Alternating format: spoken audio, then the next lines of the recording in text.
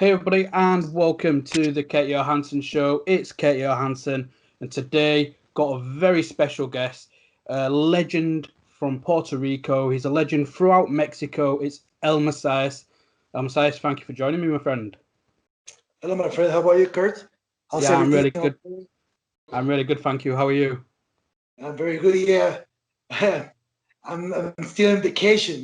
Here in Mexico, everything is canceled. And I'm staying at home. For almost 5 months. But Yeah. I hope so. In the next year, everything comes together again. Yeah, Hopefully. What have you been doing to cope during, obviously, with the COVID pandemic? Have you still been Yes. able to train? Like, what's your life changed? For me, everything was changed. Everything, every single thing. All my activities are gone. At least I have the treadmill here, working in my home and push-ups Yeah. and everything. But it's not the same. And here in Mexico, I'm talking about Mexico because I just went to the States just one time. That's worse. I think that's worse. But uh, here in Mexico, they don't have malls open. They don't have movie theaters open. They have a kind of restaurants open, just Yeah. the little one, and that's it. That the thing is, I have nothing to do right now. I just pay my bills and Yeah. stay in my home because I then I have nothing to do. There are no gyms. There are no movie theater. Then I have no malls open, and that's kind of sad. Everything changed at all. And Yeah. working like never. I just worked before doing in the social media, in the internet, working out, selling my stuff, and things like that. Because I never was selling my own merchandise, but online. Yeah. And it's kind of different for me.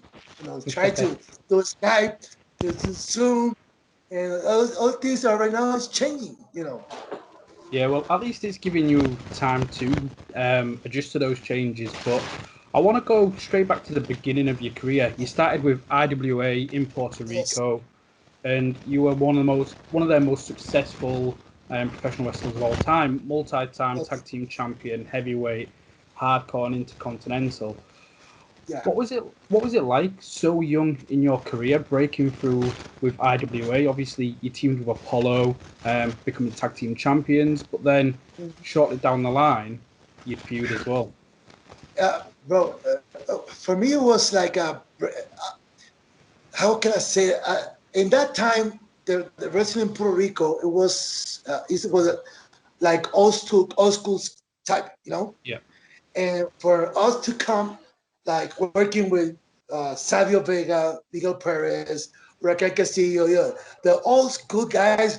When I saw those guys in TV, and that working with them, it was kind of difficult because they have the different mentality yeah, of old school, and us we had to change. Like when we're talking us, it's like a Apollo and me, but I just did in Puerto Rico, like the change the whole story of the wrestling, the all kind of stuff, doing the hardcore different, doing the uh, jumping about the balcony, jumping about the ladders, doing crazy stuff, yeah, and that just changed that kind of type of wrestling in Puerto Rico. It was kind of tough, it was a big, you know, uh, type of problem because if you can kind of if you do that kind of things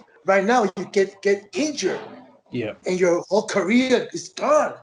So in that moment, I just never think about that. yeah. And maybe for that, I just changed the style of Puerto Rico doing that kind of stuff, crazy stuff, you know. Yeah, Yeah. you mentioned Savio Vega, obviously like yourself, another legend from Puerto Rico. Like, what's it been like working with him throughout your career? You was obviously with IWA, you was with a stable with him, and you've been adversaries as well. Like, what's it been like working with Savio throughout your career?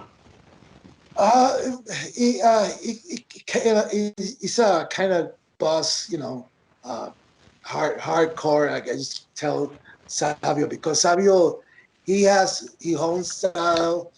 Uh, he has his own thinking of mine, old school, and it was a good boss, and it kind of you know thinking and a different view, because Yeah. in that time for me what was hard, he was, kind of cold, like, talking like you, like something like how he said it, like it's like the say the way he said it in that moment is like a is my if I do it, I just if I say it in that like now, if I say it, everybody is going to be outside because Yeah. I just want to do things about what I said, like that kind of boss, it's like a it's like I feel that in that moment, like dicta, uh, dictator, it's Yeah. like if it says, oh, I have idea, no, shut up, you have idea, who are you, to say that, in my things or my way or the highway, Yeah. that kind of things, it make you like and instead every and I remember this kind of thing, like he said one time, said, oh, nobody here in the wrestling business never gonna make it. Say, wow, you understand what I'm saying? And I kind of things, like that, make Yeah. me, like step away. I was just at that time I just want to go outside doing my things. Because IWA, it was like a 4 year, 5 years. Victor Yeah. Quiñones was there, the owner. He died, and everything was, all IWA was gone because Victor died. IWA died too. Yeah. The whole problem. But in that moment, that kind of years, like the golden year of IWA, it was exciting. It was good time, bad times, difficult time, happy times, all the time you want. Yeah. Because but from there, that was my university for, Yeah. strong, go to the another territory like Mexico. Yeah. Here is tough. It's like it's a, No, it's a hard way to get it, to make it yeah. here, big time. It's not easy. Yeah. But Pablo Sabio, And Sabio Vega, he's a good teacher. But yeah. his own, he's a good teacher. In the way he said it. Maybe in that time I was not agree, but now I'm more, like more older, more veteran, and now I see it, like he Yeah. meant to, like, be strong, do things for you, to get over Yeah. to this business, Yeah. because You can yeah, appreciate what he's saying a lot more now that you've been there, done everything there is to do. So before we move on from IWA, obviously I think the last time you had wrestled was 2009 in IWA. You recently returned last year for a series of matches in what it's a homecoming for you, essentially. What was it like to return to IWA after a 10-year hiatus? nothing changed. Nothing Nothing's was changed. changed. No, was the change was like, my God, it was almost 20 years. Everything stayed to the same stuff, the same problems. It was like, oh my God, I don't need it. I don't need it. But it was good. It was good. A good experience. I was so happy, work with all guys, like Slash Venom, very good, Apollo, obviously was a lot of guys new. I didn't know the guys was there, you Yeah. know. But at least the like 30%, 40% IWA, that was there. It was there. Yeah. You know, Well, it was, obviously, you mentioned Mexico. You came to Mexico, and yes. to get over there is difficult. And I know you're with CMLL now, but obviously, you had 12 years with Triple R. Like, what was that like for you? Like, in 2006 making your debut, you was feuding with the likes of La Parka, with the Mask vs. Mask. You had Cibernetico as well, who you was feuding with in like a casket match. What was that first couple of years like in AAA? That was awesome. Really, those years, it was great. I never had that experience. I would like to have the experience again in my life. I know that's not gonna happen, but at least in those days, like 2000, 2006, 2007, 2008, 2009, 2010, 2011. Into 2011, the atmosphere in AAA was great, was awesome, really. Those experiences working with those guys, like Parka, Cibernetico, and all kinds of those guys like Charlie Manson, Chessman, and Electroshock. Those guys, it wasn't the top guys in AAA when I just came to AAA, but it was those experience really was so nice, so amazing, was believe me, was great working with those guys, and especially from there here in Mexico. I never see it that way, but when the time passed by, there was a golden era from AAA. Yeah. It was like, well, this everything. Some people here in Mexico say, "Man, I was watching you when I was a kid." Is it when you was a kid? But what time we were talking about is now 15 years. Well, I was now I'm 30 years, and from that time I was 15. So, wow, past go by, and believe me, that was a shame that Parka died, but we in that time we here in Mexico just mark a golden era for AAA, 2006 until 2011, because now AAA everything changed. It has changed. Everybody's gone. Everybody's gone. Yeah. So. No, you're right with the golden era, and it was your second year that you kind of ushered in that golden era. Like, give you the credit where it's due. Your second year in the company, they're bringing all the different championships together, and they're doing the AAA Mega Championship tournament. And you just the first one.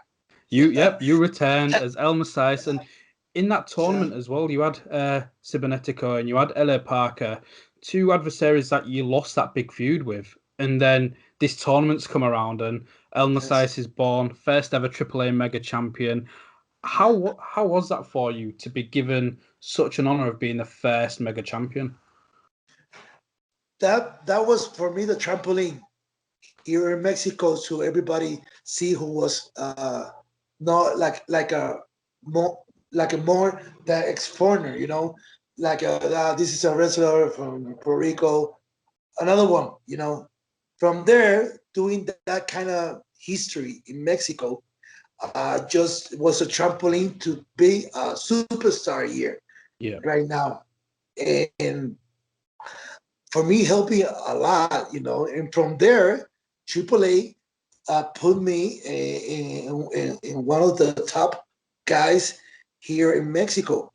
Even people in CML, they know everything here, so they know I was I think the first guy who made the championship, making history, one of the first foreigner to have a champion and being part of wrestling in Mexico. Even you can count maybe in the 90s, you can count Vampiro, you can count Conan, but those guys, or someone, even I don't know the other guys, the names, but I know those guys like Vampiro and Conan, they make a era here in the 90s. But there was here, but not too long. There was here like maybe for 4 years or 5 years, and they went to WCW, right? I'm here for 15 years. It's like it was not short time. It was a fucking big lifetime, a big long run. here in Mexico, and the whole thing is that being the top and staying there, it's like a difficult. It's very difficult. But that's why for AAA, doing that kind of matches, being the first mega champion, make me a superstar from there to now. That was my trampoline. Yeah. They gave me the opportunity, and I just took it. Yeah. And not only was you the first ever champion, you're still the person that holds the most reigns for that championship with 4 different title reigns. Those coming behind you, you've got Dr. Wagner Jr. with 3 and El Tejano Jr. with 2. And those were 2 people that you also worked with during your time with AAA. What was your thoughts on working with those 2? Excuse me, sorry. So what was your thoughts on working with Dr. Wagner Jr. and El Tejano Jr.? Yeah. For me, working first one, working with Dr. Wagner. Wow, that was so. In the beginning, it was difficult. Believe me, talking about veteran heroes, and they don't want to, when you are working with veteran here like Wagner, LA Park, and those kind of guys, it's so hard to work with them because they don't give you nothing. First time. The first, they don't give you nothing. Second, you have to, in here, you have to get respect. Yeah. If you make that line to respect you, you own to their respect, And from there, I just make the lines, You respect me and I respect you, but you cross that line, so you're gonna see who's Ricky Banderas and Messiah, Yeah. You have to. They have to understand your position and how kind of wrestler you can be with them. The professional or the hard way or the easy way. So here is the culture. The culture is like that. You have to be the hard way first and then the easy way. Yeah. But it's like that. Here it's like that. Yeah. But it's working with them, like not with Tejano, because Tejano is more younger. It's a not a new era, but it's more younger than me, in my kind of era. But working with Dr. Werner, first it was a hard time being in the first time we were making this match was a history match here in Mexico, doing the 1-on-1 for the Mega Champion, for the championship. And it was like 2 babyface doing the match, right? And it was like maybe for 20,000 people, easy, and for maybe pay-per-view for maybe 15 or 20 countries. I don't know. For that time, 2009 was Triple Mania 17. I remember that. And from there, the people saw that kind of match, 45, 50 minutes, that kind of match, wrestling,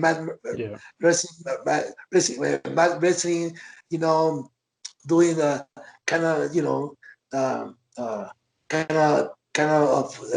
submission holds and trying to go to the spots and do the fucking heat. It was so intensity. The 45 minutes, the people was, in this chair, watching the match, and the people, was getting into that.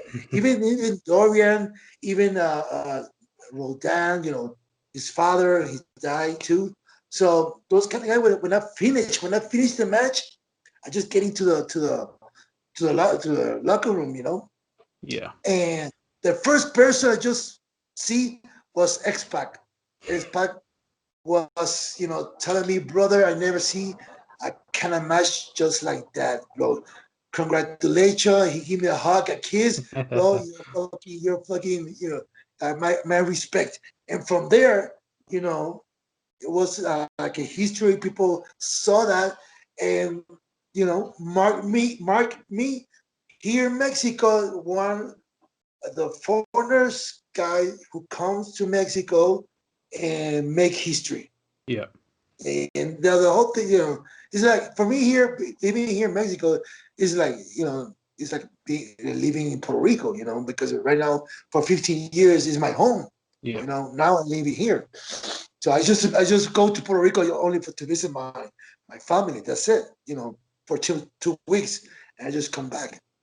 Yeah. But So in 2018, you returned in the Rey de Reyes and you was against LA Parka. After that, you announced your departure from the company. Like, what was it that made you think, I'm after being with AAA for what 12, 15 years? What made you say, right, that's it, I'm done with AAA? I just quit.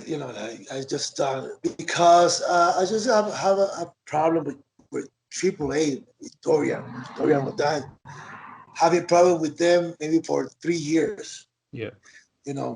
Before I just quit. And and the thing is, I felt like I would disrespect for all the things I just did for AAA, Yeah. and and I felt like they was spitting in my face. I was, a couple of things, and I agree with Dorian. Like if you see, that's why everybody left. Yeah. Even Zorro, Charlie Manson, Electroshock, Cibernetico, Octagon. He was, part of the beginning of Yeah. everything, and he left too. So everybody was, quitting and uh, you know, finished with triple A because they don't know how to conserve their talent. They Okay. think they're slave. They think they can treat us like nothing. When Yeah. you have a position in wrestling, respect, you know. And from there, I have like three 3 years before I just quit. I was telling Dorian, hey Dorian, I felt you have to um, uh, like see what I did for your company. Treat me better. Yeah. You know, and those kind of things to make me piss off like every else who quit in AAA, like all the superstars. Yeah. You know, It's and it was kind of sad finish like that because I was injured with my both knees. Got surgery. I just keep like maybe like 3 months, you know, for recuperate. And when I come back, I felt like like like I was a young boy. yeah. You know what I'm saying? Like I was like, hey, come here. What the hell is going on here? I'm saying, oh, you. I remember, like telling me, you have to do this, to do this and this and this. I said, yeah, you sure? And that moment, I said, if I pass this, Yeah. I don't have respect for me or for my career. Yeah. So I said no, this is the end. I don't think this where you just cross the line and they went too far away. And as I said, I said yes, as I said to Vampiro, Vampiro, I love you. You're my friend for 20 years. I know you are not to make those kind of decisions, but I felt like it's just spit in my face today, and I'm sorry. I remember I just think in my mind I said, man, I just go straight to the uh, to the dressing room, change it, and go home, go back to my home. But I said, no, I want to be professional and make this kind of job they want me to Yeah. do, and that was my end. I was pissed off, and they know it. They know that they make me biggest mistake, but they don't want us, to understand and say I'm sorry. So I say I cannot work with those guys. So No. for 15 years, so at least you can tell me, bro. I just do a big mistake. I'm sorry. Everything's gonna change. Things will come different. But you have the ego, your ego, and you're never gonna accept what you did to me. So I said, I'm sorry. This is never gonna change, and I need for me to get out for AAA because I need to have a start again, a new breeze, and a new career independent. You know what Yeah. I'm saying? So since then, obviously you came to the UK for the first time last year. Under Yes, I Wrestle. love it too. Yep. I love it.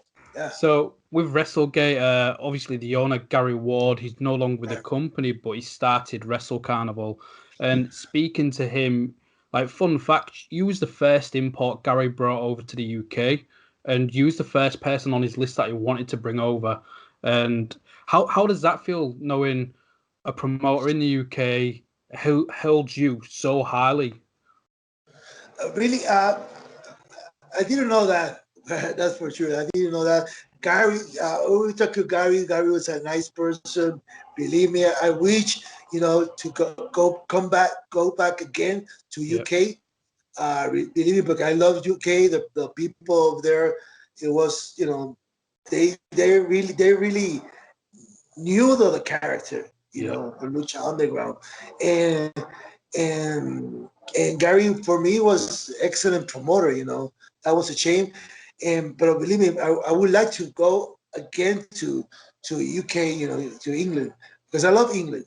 Believe me, yeah. it was my first time. It was cold. Believe me, it was really cold, but I just love it. I just love it because I remember it was in January. Yeah. No, Uh, it's that's a very shame. cold.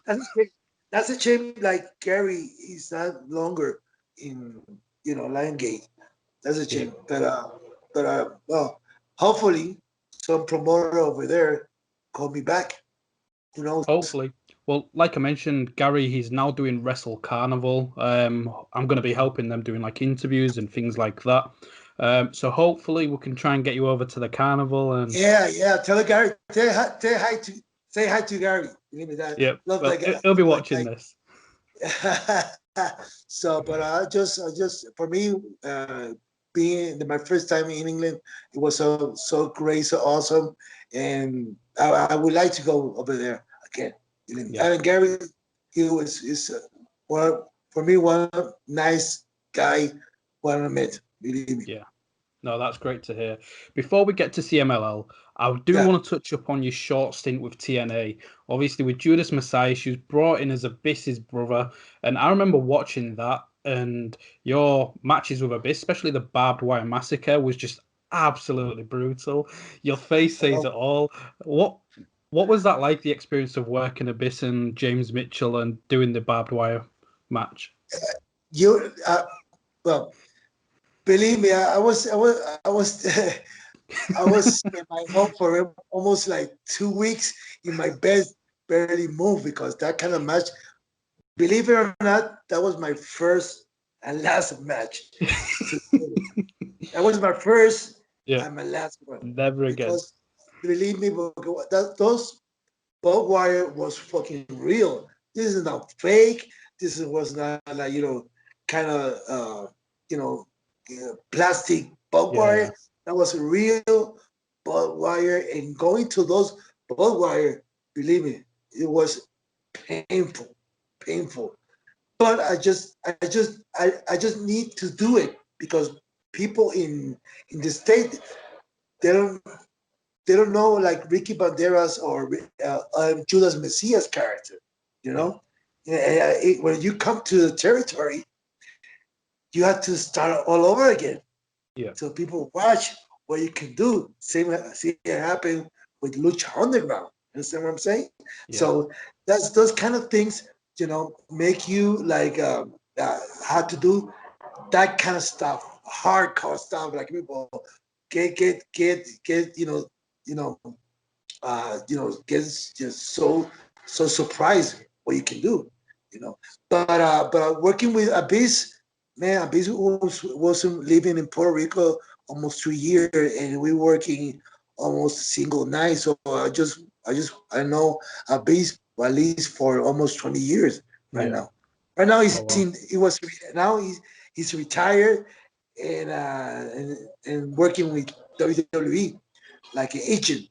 But in that time, Abyss, it was in 2002. He was in Puerto Rico until 2004, maybe something like that. Yeah. And obviously, you mentioned Lucha Underground, but we get into that with the chatters, Mil Muertes. But so obviously with AAA, and that didn't end well. You've been working with the Crash, which you've been getting so many new young talent that you're getting to work with, and now you've signed with CMLL. What's it been like working with the Crash over the past couple of years and getting to work with some of these newer talent? How can I say? For me, it's not that difficult because I have a different style, you know, and I have my timing. Because working with young guys, it's so easy working with the veteran guys. You understand what I'm saying? Because the young guys, they can hear you, and and you can adapt them and tell them when at the time, you know, how to do kind of stuff, you know. But working with a veteran is like more harder, and you know, like they have their own style, and you know, trying to who's who. Like Savio Vega, you'll argue who's doing what. My God, you can see that, you can saw that. So that's what I mean. You know, working with like doing like 1,000 things in the ring, but how to do it. You know, not killing that kind of magic. You know, can you do in the ring? You know, like working like Mil Muertes. Mil Muertes is very very different to work with Mesias. Like Ricky Banderas, like Judas Mesias, some different characters, you know. And I know that timing when we're working in Lucha Underground, like Ricochet. Ricochet, one of the guys, you know, he's so talented. He has, you know, big future in WWE if they know to just blow him, you know. But I don't know what happened with him right now. But the thing is, working with him, man, I was so happy, and we can do it everything. I got my ideas, he got his ideas, and we trying to channel how to do this kind of match, you know, especially when you do the this match was grave of consequences. Is that the one with Ray Phoenix? That was the one. That was the one with the coffin. With Ray Phoenix, with Ricochet, with Matanza, with you know, with all of those guys. And that was a history doing the coffin in the state, because in the United States you never see like a coffin match just like Undertaker. Undertaker was the only one who made the coffin match and everything. And the coffin match was so simple. Just putting the guy inside the coffin, that was it. Now it's not like me using the coffin like a weapon. Instead, putting inside the ring, you know, throwing in the fucking power bar on top of the coffin, you know, and kind of things that people never see that kind of, you know, that kind of things. And that was in Lucha Underground, that kind of things, you know, you can, you know, do it. And it was great. It was so great working with over there in Lucha. Well, so CMLL, you announced, like, I think it was 6 months after your departure from AAA, like, you've joined CMLL, and these two companies don't get along, or at least it didn't used to. You could only work for one or you could work for the other. I know that changed with the Lucha Bros. They had some sort of agreement where they could do both. What was the deciding factor for you to go to CMLL? No, because they called me. They called me. I was I just soon quit with AAA, and I just waited maybe for 3 or 4 months, and they called me. They want me to get to in CML. And remember, I just worked with CML maybe 20 years ago or more, because it was my first time in Mexico. It was in 1990, 98, 97. Wow. I was a short run, but they remember me, and then everything they saw in AAA so many years, so they want to keep like a kind of that talent in CML. People who live here, people who can work Mexican style and have a different styles, and that's why they call me, because like that kind of deal with the Lucha Brothers, like Penta and Phoenix, they work together in the two different companies, but they don't want too long. They were maybe 2 matches, because they were talking about signing about some of those companies. Yeah. Because you cannot working with two different companies, like working in WWE and working in AEW. It's impossible. Not happening. It's not happening. Not happening here too. But that in that time, the other talent was working. Those companies, like CML and AAA, was LA Park too. Yeah. Because they're trying to sign. Me, I was working in AAA. I was gone. I was so fresh. Yeah, I was so fresh. In the independent, and they called me to CML. I said, okay, of course. They were talking to me, and I'm still there. I'm the only one from AAA to work in CML right now. Yeah. What's the difference from working in AAA to CMLL? Like, what's the difference between the two companies, their style? Like, what's it like working for them? It's like a heaven and earth. That's what I'm talking about. It's so different. It's a lot. Sorry. It's like they're so organized in CML. Believe me, everything is in the time. It's like you have a interview 11. It is 11 in AAA. They say 11 o'clock. It make you 1 o'clock. You see what I'm saying? Yeah. They don't have here. They know the kind of wrestler you are, and they show respect. The talent and everything. Working with them, they have their own arena. The AAA is everywhere in Mexico. They don't have no arena. So it's everything. It's everything working. It's like a working in CML is so professional. Yeah. So professional, and history in Mexico, because it's the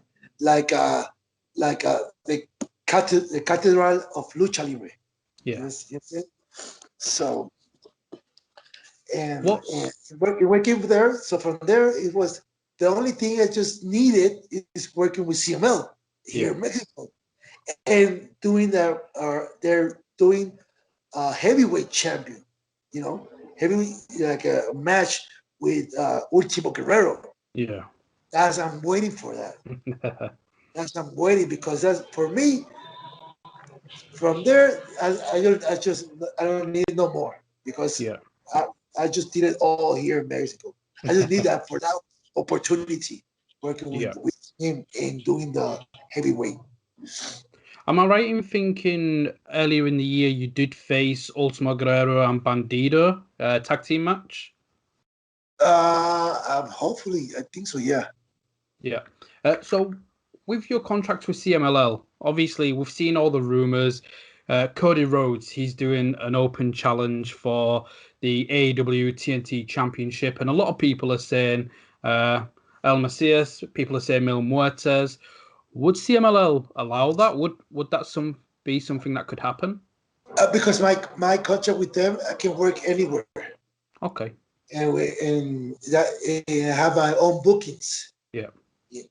But if I'm working with AAA, I cannot work in CML. That's yeah. Or they have their own specific things. They told me like you can work here and you can work anywhere, but don't work with AAA or don't work with El Santo or Blue Demo, kind of stuff like that. I mean, I don't know what happened, but that's their own rules. Something happened, but I don't know. And things like that, and I have no problem, you know. And if I'm doing, like hopefully, right? I don't know why they don't never call me, because I was always send some emails to them, and maybe I don't know what's the deal, because maybe they're working with AAA, and maybe they don't want me to get into AEW, like a block me, to get in there, because I just talked to Cody one time in Atlanta soon before the AEW start, and he was happy to to contract me, but I don't know what happened. And then from there, they just their associate are AAA in AEW, because right now who's the champion of AAA? Kenny Omega. So that's I don't know. That's why I just did the simple promo, because all the fans tell me why you cannot be in AEW. Man, you have to be there. You have to be there. It's not simple. Say, okay, I just talked to the fans that this is what the simple promo was in my Instagram. All my fans, if you want me to be in AEW, just tell them. Send a message to them. So is this you officially challenging Cody? Man, I wish I could do that. If I'm ready to be in AEW. If I'm doing that, I have to put a mask and tell him that, officially, having for the title. Yeah. Right. But I wish you can, see they have another talent and people want me to be in AEW. I know it's that spread like so easy. Like Mil Muertes was interested to get in AEW, but I just sent a lot of emails. I sent a lot of requests, and I don't know what happened. Maybe because I just left AAA, and AAA they already blocked me in AEW. Hopefully, politics aside, that is something that we'll be able to see in the future. So just to wrap things up, like other goals in professional wrestling, WWE have proved to be, it's as if they're trying to do their own territories. We've got NXT in Florida. We've got NXT UK here in the UK. There's been rumors of NXT Japan. What if there was an NXT Mexico? Is that something you would want to be a part of? And do you think that would work in Mexico? But I don't know they're gonna accept me, because they're always trying. I don't know. That's my feeling. I don't know if I'm true. Is it true or not? But I think they're see more like a young talent. Yeah. Because like 18, 20, 22, 24, maybe top 30. The most. Who knows? But like like a veteran like me. Yeah. I don't know if I can do Mil Muertes, or maybe I can do like an agent behind the scene. For me, doing the agent, it was more it's okay for me, Yeah. But being like a talent, I don't know. Believe me, it's like kind of try to understand why they don't want to. They have no chat, not like a veteran in NXT. If you see NXT, they are John Ton. Yeah. I think during the start they did use some of they had Rhino, they've had some of the old talent. So hopefully if something was to happen in Mexico, you still need those marquee names. And like we said, with your resume, with CMLL, with AAA, like they're much bigger than you, essentially. Imagine, I got, like you said, I got a big resume. So why I cannot be in those parts of those big company? Yeah. Just that's my question mark too. Like every fans, they want to know. So I believe me. I wish to. I just wish to know why I cannot be part of those company. Maybe I just in AEW. Maybe they can call me next year. Who knows? Because right now everything is like very slow. Yeah. They don't need to spend money to use a person who right now you cannot use it. Yeah. I don't know. That's my own thinking. Exactly. So maybe the next year. Believe me. I just keep the faith. Maybe they call me and we can do something in the future. Yeah, why not? Yeah. I love to. Is there any other goals? Is there any other goals left in wrestling? Then obviously you mentioned Ultimo Guerrero. You've got potentially AEW or the NXT Mexico or something like that. Is there anything else that you think that's what I want to do? Believe me, one of my goals is be like having a championship match for the belt for the champion in Mexico, like Ultimo Guerrero in CML.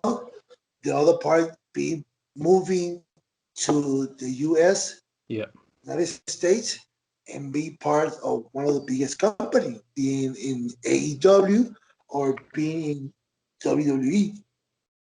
Maybe not in the talent, but being part of like an agent or part of those companies. That's my own.